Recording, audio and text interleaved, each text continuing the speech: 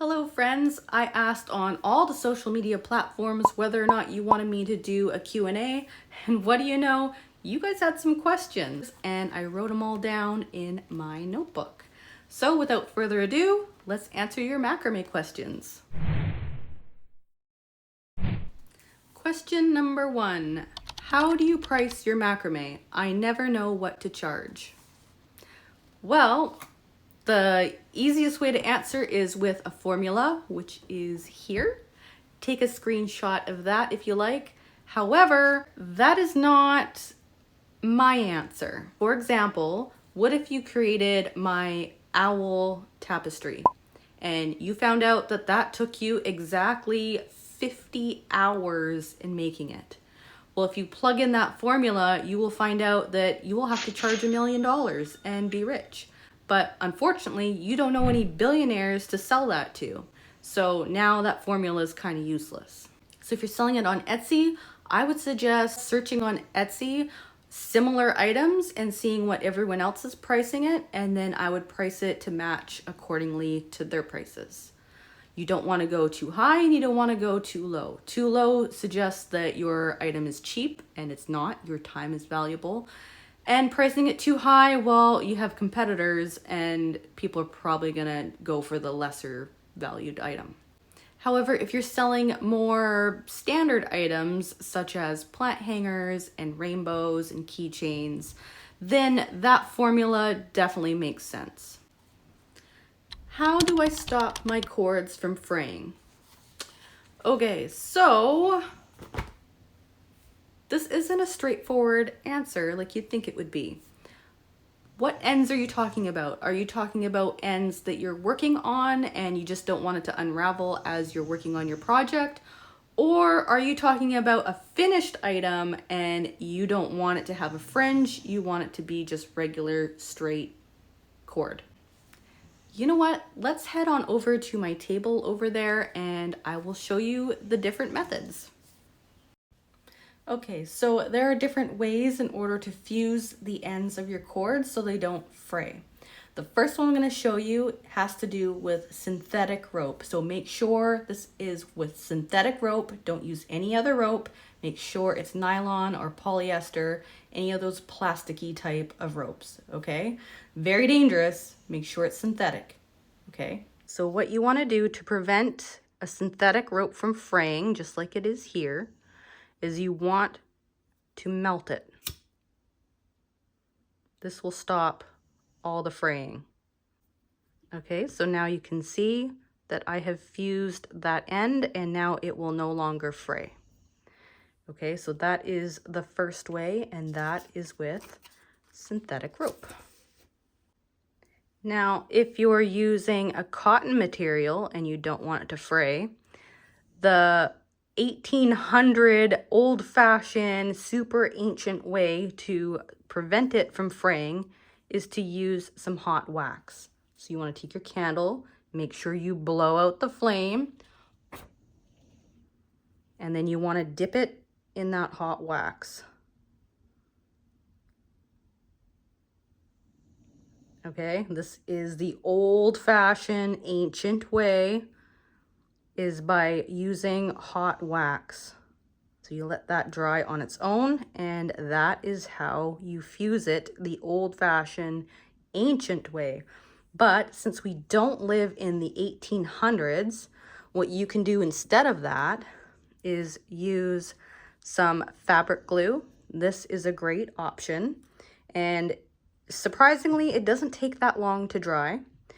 But if you are not into using fabric glue, you can also use hot glue, which is basically the same thing as using wax, only it's with hot glue.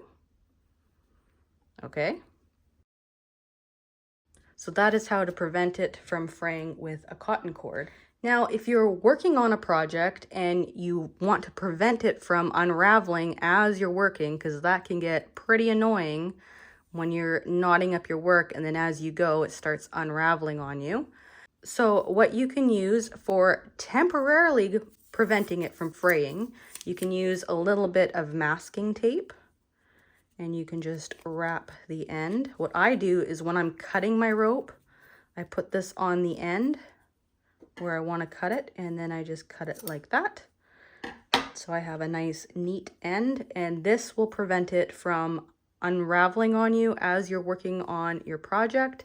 And then when you're ready to trim off your ends or fray it yourself, you can go ahead and remove this by pulling it off and then doing what you want to do. Okay, so that is how you prevent it from fraying with a working cord. Okay, next question. And this one's a doozy. Can you use string instead of yarn for your pixel macrame, or any for that matter? And what is the most common? Can different string size be used? For an example, can the background be 3mm and color portions be 5mm, like in your geometric arrow? Okay, so yes, you can use macrame cord, but no, you can't mix your different sizes. The thing with pixel macrame is you want it to be very consistent. You want your knots to be as close as humanly possible to a square as possible so that it mimics your grid pattern. If you don't, and meaning you change the size of your cord, then it's going to distort the size of your knot, which will distort your image in the long run. So yes, you can use cord, but no, you can't just mix up your sizes. Is the trend of macrame over? No, but also yes. Let me explain. Trends, they live and they die. That is fact, unfortunately. What's popular now might not be popular 10 years from now, and vice versa. What's popular 10 years ago, not necessarily cool now. Macrame, in my opinion, is art, and art never dies. The style might, but the art itself never dies. I don't think macrame is going anywhere, but some of the styles, yeah, I think they are. All right, let's carry on. I am new. What beginner projects do you recommend? Funny you should ask. I actually just recently did a macrame bracelet tutorial, and I think that is super beginner friendly. You only need 2 different knots, and all the supplies can be purchased off of Amazon. So I highly recommend trying out a bracelet. They're small and they don't take any time, and you get to practice a couple basic knots. All right, so this next one is referring to macrame pixels again. Does the base strings need to be the same size as the tying strings? Also, which app do you use for pixel art? Okay, so this is gonna contradict what I said in my previous answer when I said all your cord has to be the same. So yes, your cords can be different. You know what? I'm gonna have to show you on an item. Hold on a second. Okay, I have a whole bunch of examples here. So to answer the question, yes, you can have 2 different size cords, from your filler cords to your working cords. Those can be 2 different sizes. However, all of your working cords need to be the same size. Otherwise, you're going to run into issues where your knots aren't going to fall in the same place and your picture will distort. So for my first example, for this item, I'm using all the same cord. The filler cord and the working cord here are all the same size. Now the reason why I can do this is because when I tie my vertical double half hitch knot, instead of tying around 1 cord, I'm tying around 2. And I understand if that's kind of confusing. So when you tie a vertical double half hitch knot, when you're tying your knot around your filler cord, you're wrapping it around twice. If you're using the same size cord for all of your cords, then you want to tie your knot around 2 cords, because then that way it doubles up the width of your knot so that your knot will remain square.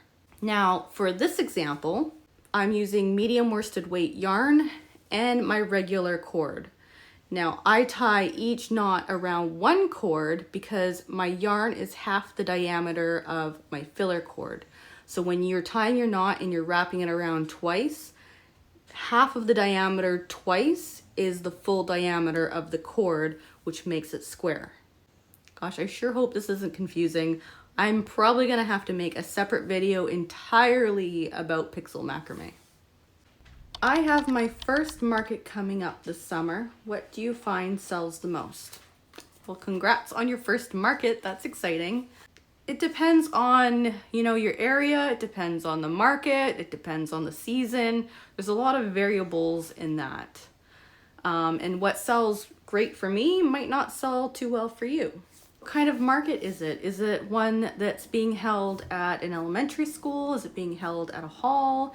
Is it one of those great big expo type of markets, which is like a 3-day event, and you're gonna get a good 1,000 amount of people traipsing through there? So it depends on the market, and it depends on your area. For me personally, I used to sell a whole bunch of plant hangers, and now nothing. I do not sell plant hangers whatsoever anymore. I guess everyone has one now. If you're selling at a kid's school, then I do suggest maybe selling some inexpensive items like, keychains and bookmarks and, little tiny knick-knack type of things. Those tend to sell well at schools because oftentimes it's, the families that go to that school, go to that market, and kids bring along their little, change purse, and they only have like a couple dollars to spare. So that way the inexpensive stuff sells a lot more. But if you're at a big expo, well, you're gonna get all kinds of people there, and you might be able to sell a good $100, $200 wall hanging. So it really depends. Will you release your pixel designs? Because the owl one you did, I would love to do for my dad as he keeps barn owls. Well, that's cool. That's awesome that your dad keeps barn owls. That's very interesting. So during my tutorials here on YouTube, I generally have the pixel on the screen that you can take a screenshot with your phone, or you can screen capture on, the corner of your laptop. In the tutorial, I almost always have the pixel pattern there. If not, you can go check out my Instagram. I have a highlight reel that has all the patterns on there if you want to click through them. Also, here it is again, if you would like to take a screenshot now. How do you convert a project when it calls for 3mm and I only have 4mm, or it calls for 4mm and I only have 3mm? Don't you hate it when that happens? So there is a formula right here. Take a screenshot of that, and that is the answer. Where do you buy your rope from? Okay, so if you've been following me for a while, you know that I am extremely loyal to ropeshop.ca. I'm not sponsored or affiliated. However, if you're watching, that would be nice. But yeah, I use mostly ropeshop.ca because I'm Canadian, and that's what makes sense to me. I also purchase off of Amazon because that's quick and easy, and also when I make tutorials, I would like other people to purchase stuff that's easily accessible to them as well. But me personally, I use, for the most part, ropeshop.ca and items from Amazon. Have you ever tried a pixel art project with different millimeter cords on the project? Would it give it more of a 3D effect or mess things up? Okay, so this is kind of similar questions that I've already basically covered, but I do have a different answer yet again. I think I'm gonna have to make a whole separate video on macrame pixels. To answer your question, yes, I've used different types of rope, but it's the same millimeter. So I did bring an example. This is my macrame bunny pixel, and I used regular cord here, all the same size, but I used this faux fur yarn here to make it really fuzzy and soft and just awesome. I absolutely love your work. Oh, thank you. I would like to see music notes tutorial and acoustic guitar pixel. Also, I saw how to use pixel art from a photo using your cute little pup. I have a photo of my sister's dog I'd like to do, but I'm having trouble deciding on how many pixels I need for about 10 by 12 picture. I think about 5 colors would do, but I'm new. Can you help? Here is a pixel I created for the music note, and here's one for the acoustic guitar. Feel free to screenshot those, but I have a question for you. Now that I've given you the free patterns, do you still want to see a full tutorial? As for your sister's pup pixel, if you're using 3 to 4 millimeter rope, you can fit 22 lark's head knots on a 12-inch wooden dowel, and if you're using a 6-inch wooden dowel, then 11 will fit. So I hope that helps. Can I see the back of one of your pixels? No, I will show you 3 of them. This one here is unfinished. So if you flip it around, this is what the back looks like. It's a mess. So that is what an unfinished pixel looks like. I'm gonna use this one again, this little sunshine one. This one is partly finished, which means I have cleaned up the back.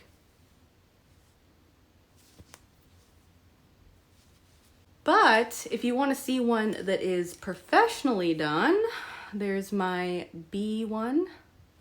In the back of this one, it looks like this. So I put a backing on it and my signature. I hope that answers your question. I would love to see another tutorial, maybe more detailed, on creating a pixel image from picture. Yeah, you know, that definitely needs a whole separate video all on its own. And judging by all the comments, I think you guys have quite a few questions about pixels. But before I create that video, have a look at the ones on the screen now. These are some of the items that I had talked about in this video. And I'll see you in the next one.